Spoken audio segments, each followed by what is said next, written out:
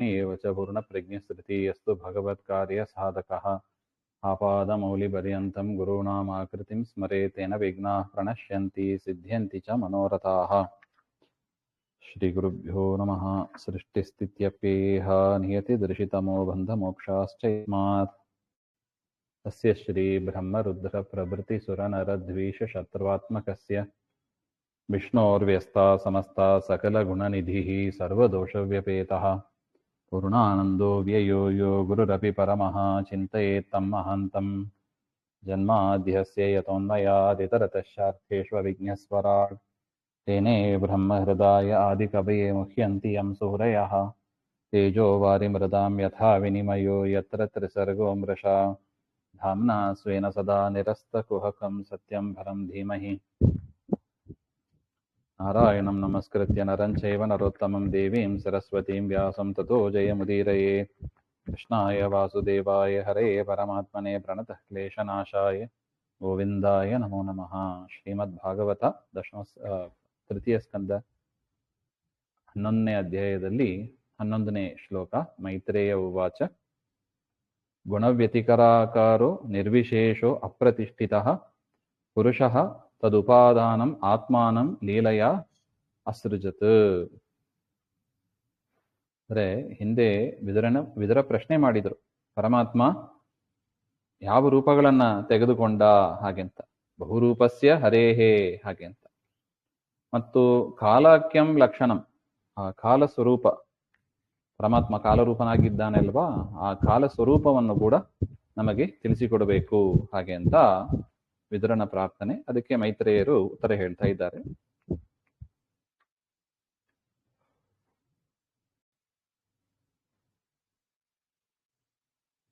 ಗುಣವ್ಯತಿಕರಾಕಾರ ಅಂದ್ರೆ ಸೃಷ್ಟಿಕರ್ತೃವಾದ ಪರಮಾತ್ಮ ಅವನೆಂಥವು ನಿರ್ವಿಶೇಷ ಅಂದ್ರೆ ವಿಕಾರ ಇಲ್ಲದವ ಅಂತ ಅರ್ಥ. ಅಪ್ರತಿಷ್ಠಿತ ಅಂದ್ರೆ ತನ್ನಲ್ಲೇ ತಾನು ಆಶ್ರಯವನ್ನ ಪಡೆದಿದ್ದಾನೆ ಹೊರತು ಪರಮಾತ್ಮನಿಗೆ ಇನ್ನೊಬ್ಬರ ಆಶ್ರಯ ಅಂತ ಬೇಕಾಗಿಲ್ಲ ಅಂತ ಅರ್ಥ. ಅಪ್ರತಿಷ್ಠಿತ ಅಂತಹ ಪರಮಾತ್ಮ ಪುರುಷಃ ತದುಪಾದಾನಂ ಆತ್ಮಾನಂ ಲೀಲೆಯ ಅಸೃಜತ್.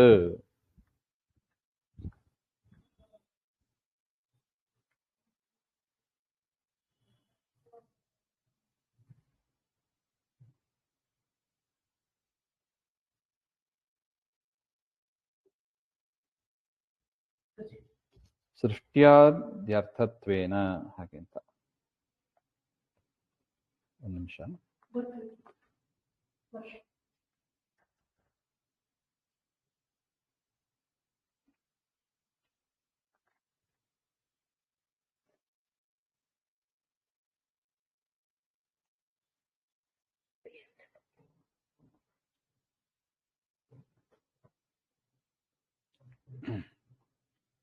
ತದುಪಾದಾನಂ ಒಂದು ಪದ ಇದೆ.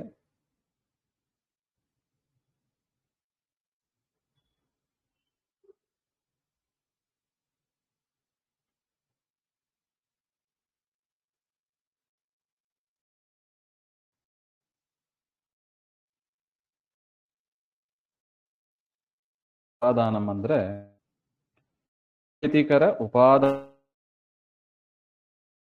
ಕರ್ತಾರಂ ಅಂತ ಅರ್ಥ. ಅಂದ್ರೆ ಗುಣಗಳ ವಿಕಾರವನ್ನ ಮಾಡತಕ್ಕವನು ಅಂತ ಅರ್ಥ. ಸೃಷ್ಟಿಯನ್ನ ಪರಮಾತ್ಮ ಹೇಗೆ ಮಾಡ್ತಾನೆ?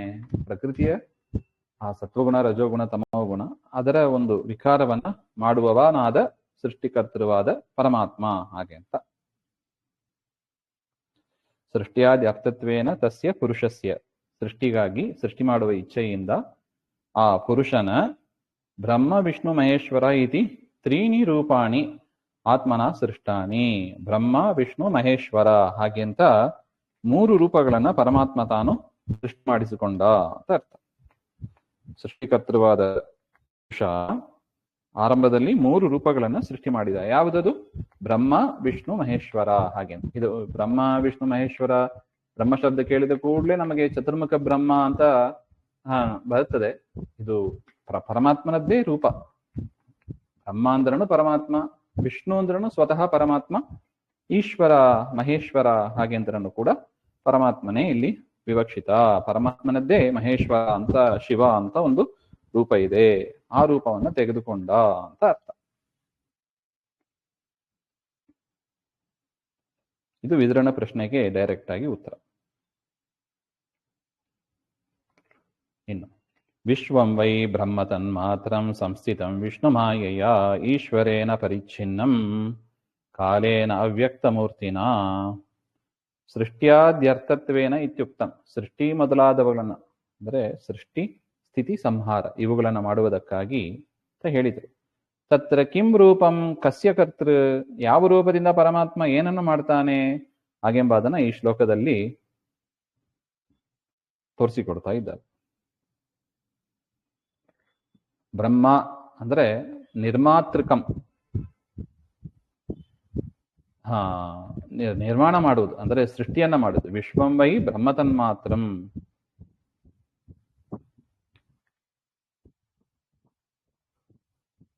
ಅದರಿಂದ ಏನಾಯ್ತು ಬ್ರಹ್ಮ ಹಾಗೆಂದ್ರೆ ಚತುರ್ಥ ಬ್ರಹ್ಮನ ಅಂತರ ಬ್ರಹ್ಮ ಪುರುಷ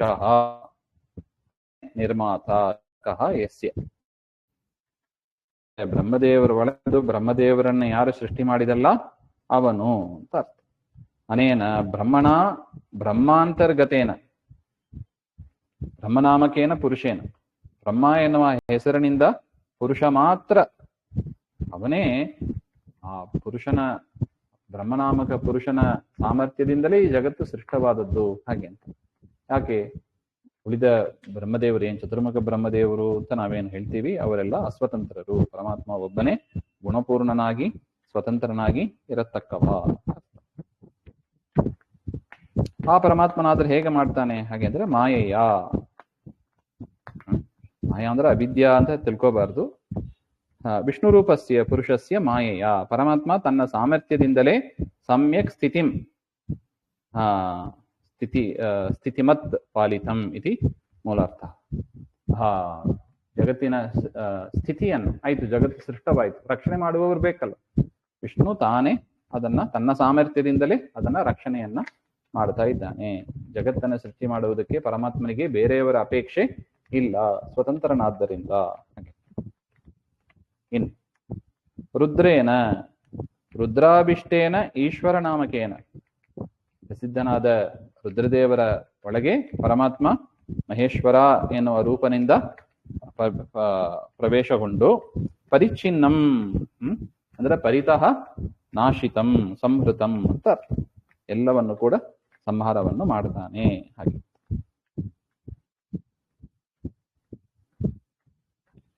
ಅದು ಈಶ್ವರ ಶಬ್ದಕ್ಕೆ ಕಾಲೇನ ಅವ್ಯಕ್ತ ಮೂರ್ತಿನ ಅಂತ ಒಂದಿದೆ, ಅದರ ಅರ್ಥವನ್ನು ಕೂಡ ಹೇಳ್ತಾ ಇದ್ದಾರೆ. ರೂಪತ್ರಯ ಮಧ್ಯೆ ಕಾಲಾಖ್ಯಂ ಇತಿ ದರ್ಶಯಿತಂ, 3 ರೂಪ ಇದೆ, ಬ್ರಹ್ಮ ವಿಷ್ಣು ಮಹೇಶ್ವರ ಅಂತ ಪರಮಾತ್ಮನದ್ದು. ಅಲ್ಲಿ ಕಾಲ ಎನ್ನತಕ್ಕದ್ದು, ಕಾಲ ಅಂದ್ರೆ ಏನು, ಸಂಹಾರ ಮಾಡತಕ್ಕ ರೂಪ ಅಂತ ಅರ್ಥ. ಕಾಲ ಬಂತು ಹೋದ್ರು ಅಂತ ಹೇಳ್ತೀವಿ ನೋಡಿ, ಕಾಲ ಬಂತು ಹೋದ್ರು ಹಂಗಂದ್ರೆ ಏನರ್ಥ? ಕಾಲ ಅಂದ್ರೆ ಟೈಮ್ ಅಂತ ಅಷ್ಟೇ ಅರ್ಥ. ಸಮಯ ಬಂದಾಗ ಅವರವರು ಹೋಗ್ತಾರೆ. ಅದೇ ತರ ಸಮಯ ಬಂದಾಗ ಸೃಷ್ಟಿಯೂ ಆಗ್ತದೆ, ಸಂಹಾರವೂ ಆಗ್ತದೆ, ಲಯವೂ ಆಗ್ತದೆ. ಹಾಗೆ ಅದರಿಂದ ಕಾಲೇನ ವಿಶೇಷಣ ಮುಕ್ತಂ ತಥಾಚ ಕಾಲಾಖ್ಯಂ ಲಕ್ಷಣಂ ವರ್ಣಯ ಇತಿ ಯತ್ ಪ್ರಾರ್ಥಿತಂ ತಸ್ಯಾಪಿ ಇದಮುತ್ತರಂ ಇತಿ. ಅಂದ್ರೆ ವಿದುರನ ಪ್ರಶ್ನೆಯಲ್ಲಿ ಇತ್ತು ನೋಡಿ, ಕಾಲರೂಪವನ್ನ ವಿವರಣೆ ಮಾಡಿ ಹಾಗೆ ಅಂತ. ಆ ಪ್ರಶ್ನೆಗೂ ಕೂಡ ಇಲ್ಲೇ ಉತ್ತರ ಕೊಟ್ಟಂತೆ ಆಯ್ತು. ಅಂದ್ರೆ ಏನರ್ಥ? ಕಾಲ ಅಂದ್ರೆ ರುದ್ರದೇಹ ಅಂತರ್ಗತ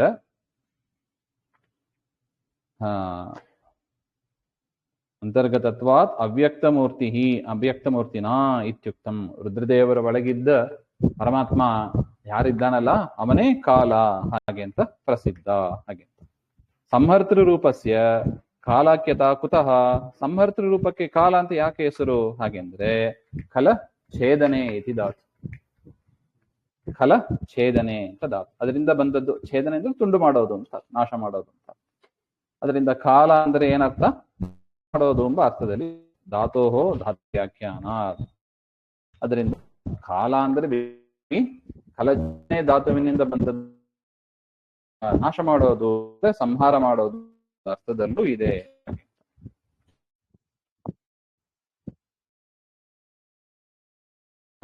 3 ರೂಪವನ್ನು ತೆಗೆದುಕೊಂಡು ಬ್ರಹ್ಮ ವಿಷ್ಣು ಮಹೇಶ್ವರ ಅಂತ ತೆಗೆದುಕೊಂಡು ಬ್ರಹ್ಮನಲ್ಲಿ ಬ್ರಹ್ಮರೂಪದಿಂದ ಇದ್ದು ಸೃಷ್ಟಿಯನ್ನು ಮಾಡ್ತಾನೆ.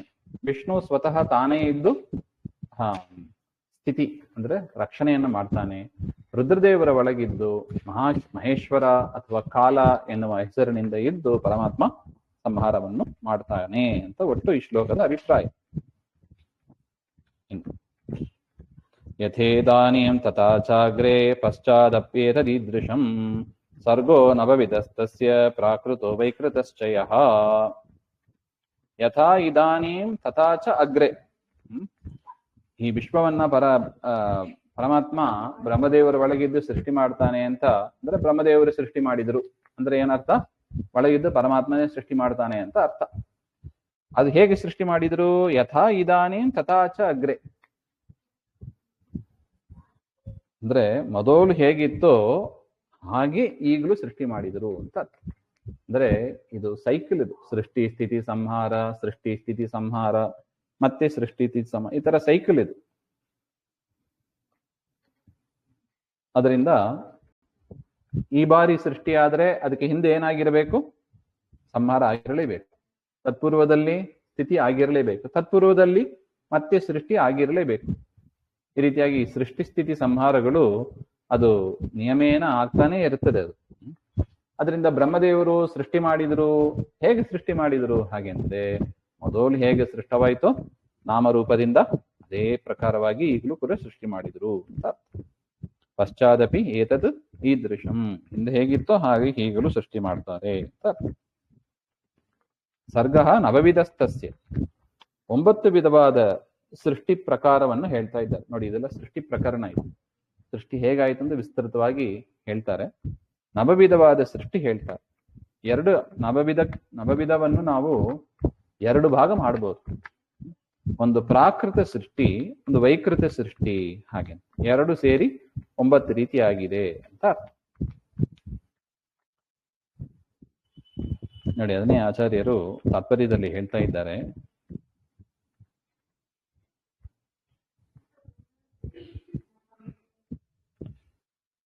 ಅಗ್ರೇ ಪೂರ್ವಂ ಈದೃಶಮೇವ ಇತಿ ಶ್ರುತ್ಯಾದಿಭಿಃ ಅವಗತಂ.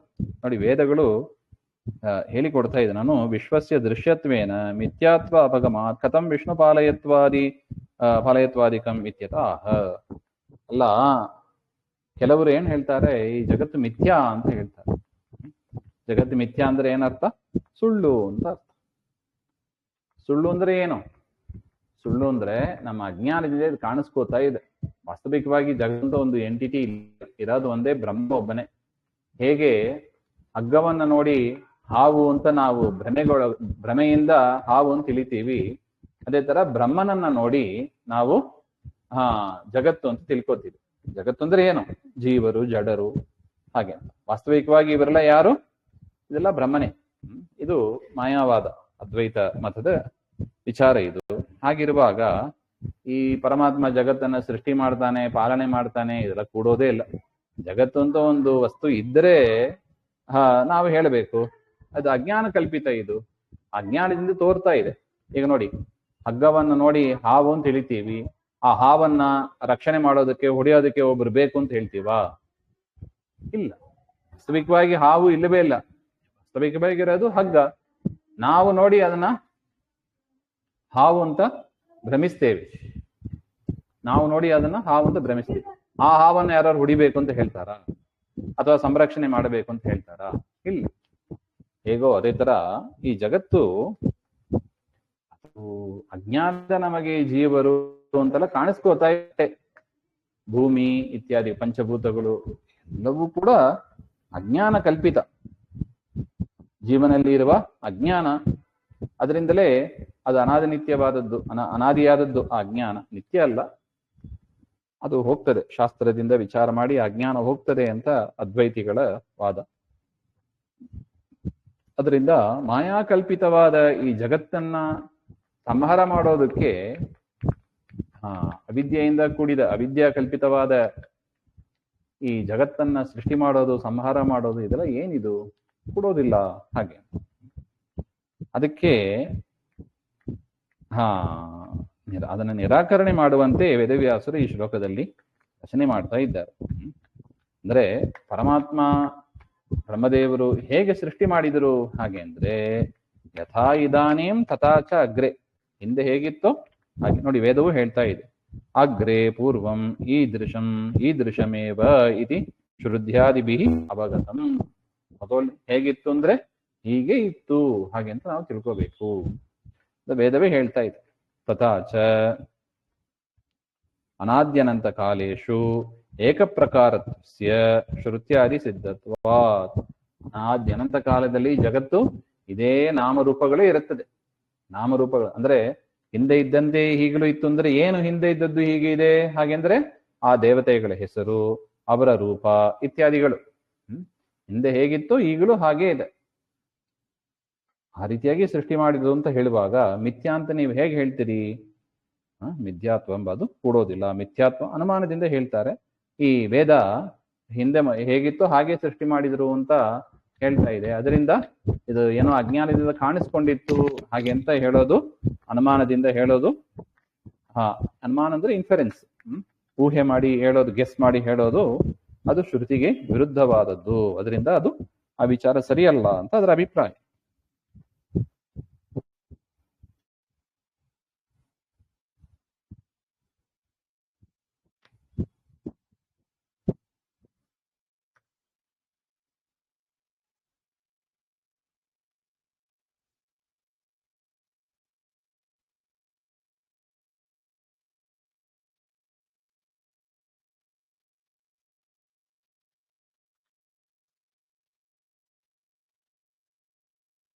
ಅದರಿಂದ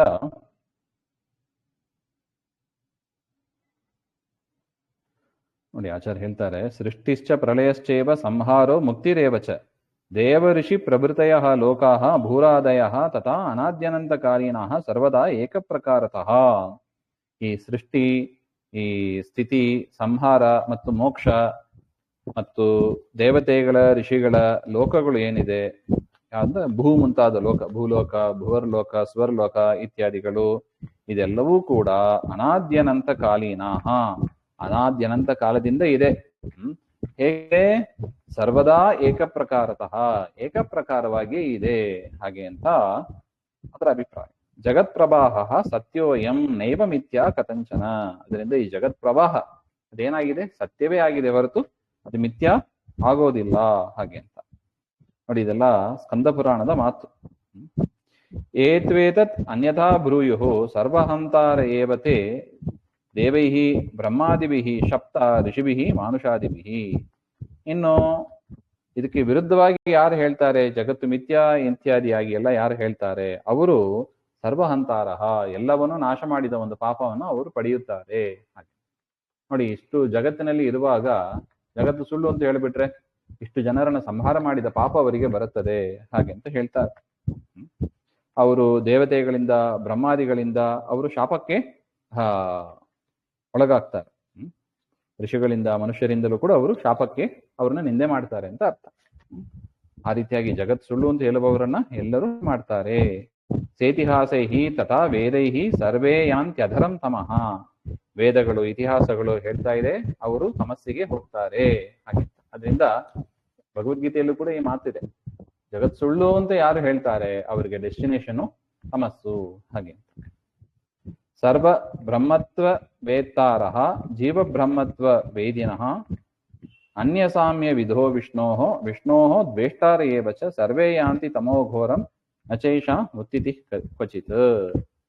ಅದರಿಂದ ಯಾರು ವೈಷ್ಣವರನ್ನ ಯಾರು ದ್ವೇಷ ಮಾಡ್ತಾರೆ, ಜಗತ್ತು ಸುಳ್ಳು ಅಂತ ಹೇಳ್ತಾರೆ, ಅವರೆಲ್ಲರೂ ಕೂಡ ತಮಸ್ಸಿಗೆ ಹೋಗ್ತಾರೆ ಅಂತ ಪ್ರಮಾಣ ಇದೆ. ದೇವರಿಗೆ ಸಾಮ್ಯವನ್ನ ಹೇಳೋದು, ತಾರತಮ್ಯ ಇಲ್ಲ ಅಂತ ಹೇಳೋದು, ಇದೆಲ್ಲವೂ ಕೂಡ ಸರಿಯಲ್ಲ. ಆ ರೀತಿಯಾಗಿ ಉಪಾಸನೆ ಚಿಂತನೆ ಮಾಡುವವರು ತಮಸ್ಸಿಗೆ ಹೋಗ್ತಾರೆ ಅಂತ ಸ್ಕಂದ ಪುರಾಣದಲ್ಲಿ ಇದೆ ಅಂತ ಆಚಾರ್ಯರು ನಮ್ಮನ್ನ ಎಚ್ಚರಿಸ್ತಾ ಇದ್ದಾರೆ. ಅದರಿಂದ ಜಗತ್ತು ಮಿಥ್ಯಾ ಅಂತ ಹೇಳಬೇಡಿ, ಜಗತ್ತು ಸುಳ್ಳು ಅಂತ ಹೇಳಬೇಡಿ ಅಂತ.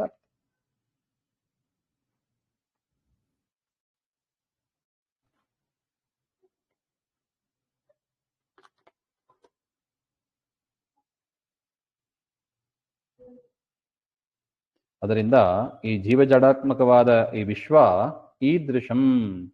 ಈದೃಶಂ ಅಂದ್ರೆ ಏನರ್ಥ? ಪಶ್ಚಾತ್ ಏತದ ಪಶ್ಚಾದಪ್ಯೇತತ್ ಈದೃಶಂ ಅಂತ ಇದೆ ನೋಡಿ ಭಾಗವತದಲ್ಲಿ. ಈದೃಶಂ ಅಂದ್ರೆ ಏನರ್ಥ ಬರಿತಾ ಇದ್ದಾರೆ, ಬ್ರಹ್ಮ ಭಿನ್ನಮೇವ, ಪರಮಾತ್ಮನಿಗಿಂತ ಇದು ಬೇರೆಯೇ ಆಗಿದೆ, ಜೀವ ಜಡರು ಪರಮಾತ್ಮನಿಗಿಂತ ಬೇರೆಯೇ ಆಗಿದ್ದಾರೆ ಹಾಗೆ ಅಂತ ಅರ್ಥ. ಈ ರೀತಿಯಾಗಿ ಪ್ರತಿಯೊಂದು ಹಿಂದೆನೂ ಹಾಗೆ ಸೃಷ್ಟವಾದದ್ದು ಈಗಲೂ ಕೂಡ ಹಾಗೆ ಸೃಷ್ಟಿಯಾಗ್ತದೆ, ಮುಂದೆಯೂ ಕೂಡ ಹೀಗೆ ಆಗ್ತದೆ ಹಾಗೆ.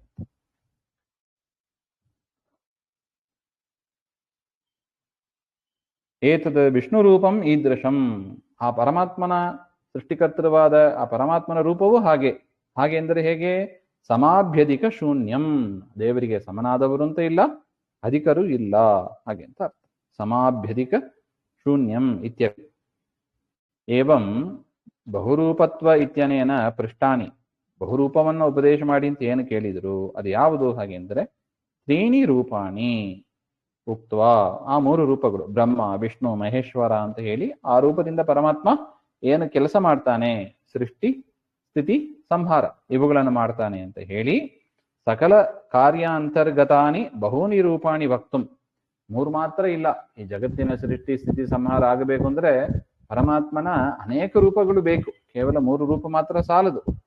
ಬಹೂನಿ ರೂಪಾಣಿ, ಅನೇಕ ರೂಪಗಳನ್ನು ಹೇಳೋದಕ್ಕೆ ಸಪ್ರಭೇದಂ ಸರ್ಗಮಾಹ, ಅದನ್ನು ತಿಳಿಸಿಕೊಡೋದಕ್ಕೆ ವೇದ ಸೃಷ್ಟಿಯಲ್ಲಿ ಇರತಕ್ಕ ಪ್ರಭೇದಗಳನ್ನು ಹೇಳ್ತಾ ಇದ್ದಾರೆ ನೋಡಿ. 9 ವಿಧವಾದ ಪ್ರಭೇದ ಅಂತ ಯಾಕೆ ಹೇಳಿದರು ಹಾಗೆ ಅಂದ್ರೆ, ಅಷ್ಟು ವಿಧವಾಗಿ ಪರಮಾತ್ಮ ಅನೇಕ ರೂಪಗಳನ್ನು ತೆಗೆದುಕೊಂಡು ಈ ನವವಿಧವಾದ ಸೃಷ್ಟಿಯನ್ನ ಮಾಡ್ತಾನೆ ಹಾಗೆ. ಅದಕ್ಕೆ ಏನ್ ಬೇಕಾಗಿದೆ? ಪರಮಾತ್ಮನ ಅನುಗ್ರಹ, ಅರ್ಥಾತ್ ಪರಮಾತ್ಮನ ಬಹುರೂಪಗಳು ಬೇಕಾಗಿದೆ ಹಾಗೆ.